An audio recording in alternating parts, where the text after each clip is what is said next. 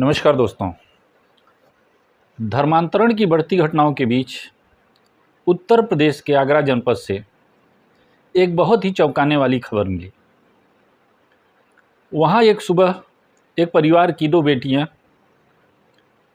बिना बताए घर छोड़कर चली जाती हैं। परिवार परेशान होता है, पुलिस में वो कंप्लेन करता है। पुलिस जब जांच करती है तो उन दोनों लड़कियों की लोकेशन दिल्ली के बाद कलकत्ता में मिलती है। पुलिस कलकत्ता पहुंचती है। उसके बाद उन लड़कियों को बरामद किया जाता है। उनके बरामदगी के साथ ही एक बहुत बड़े अंतर्राष्ट्रीय धर्मांतरण गिरोह का खुलासा होता है।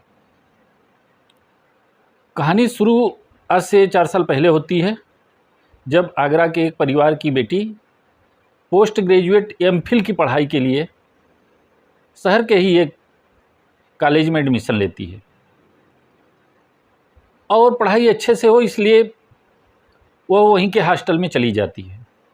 हॉस्टल में रहकर वो पढ़ाई करती है।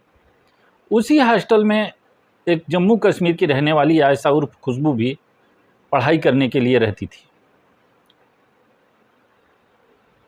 दोनों लड़कियों का एक हॉस्टल में रहने के कारण संपर्क हुआ, जिसके बाद आयशा उर्फ खुशबू ने धीरे धीरे उस लड़की का ब्रेन वॉश कर दिया।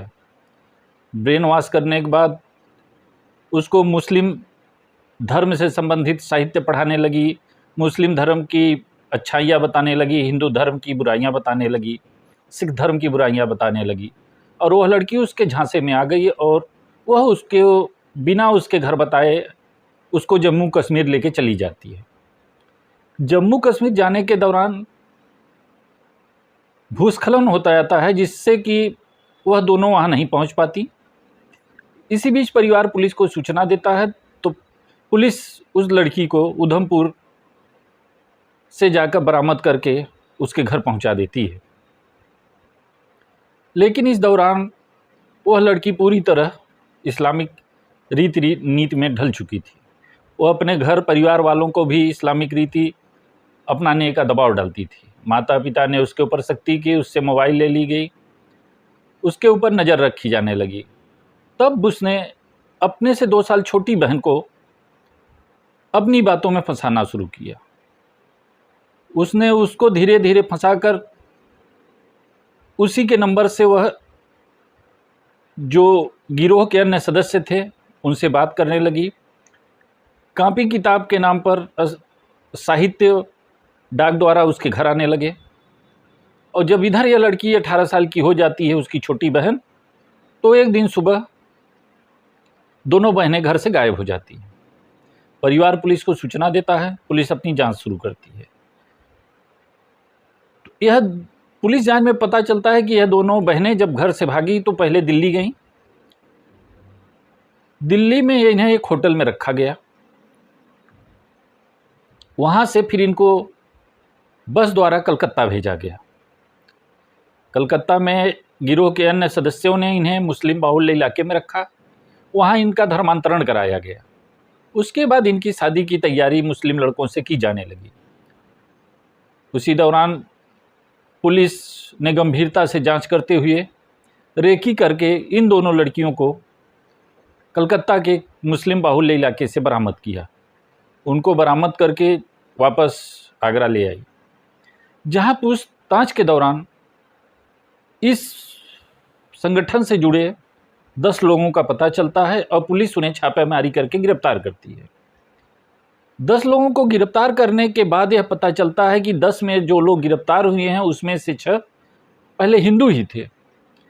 उनको कन्वर्ट करके मुसलमान बना दिया गया। उसके बाद उनको अन्य हिंदुओं को कन्वर्ट करने के काम में लगा दिया गया, जिसके लिए उनकी फंडिंग कनाडा और लंदन जैसे शहरों से हो रही थी। और फंडिंग का काम जो देख रही थी महिला, वो भी पहले हिंदू थी, बाद में उसको कन्वर्ट करके मुस्लिम बना दिया गया। उसी के पास सारे पैसे आते थे, वो अब संगठन के सदस्यों को पैसे पहुंचाती थी। उसके साथ ही एक स्थानीय युवक को पकड़ा गया, जो यूट्यूब चैनल के माध्यम से धार्मिक प्रवचन करके उसके लाखों सब्सक्राइबर थे। वह भोली भाली लड़कियों को अपने जाल में फंसाते थे, उसके बाद उनका धर्मांतरण करते थे। अभी पुलिस इस मामले की जांच कर रही है कि यह मामला कितने बड़े स्तर का है। अब इस मामले से एक सबक भी मिलता है कि हम लड़कियों को अपने पढ़ाएं लिखाएं, उच्च स्तर पे शिक्षित करें, लेकिन उनके ऊपर निगाह भी रखें, कि मिलने जुलने वालों के ऊपर निगाह रखें, क्योंकि जिनका धर्मांतरण किया जाता है उनकी ज़िंदगी नरक बना दी जाती है। न वो घर के रहते हैं, न घाट के रहते हैं।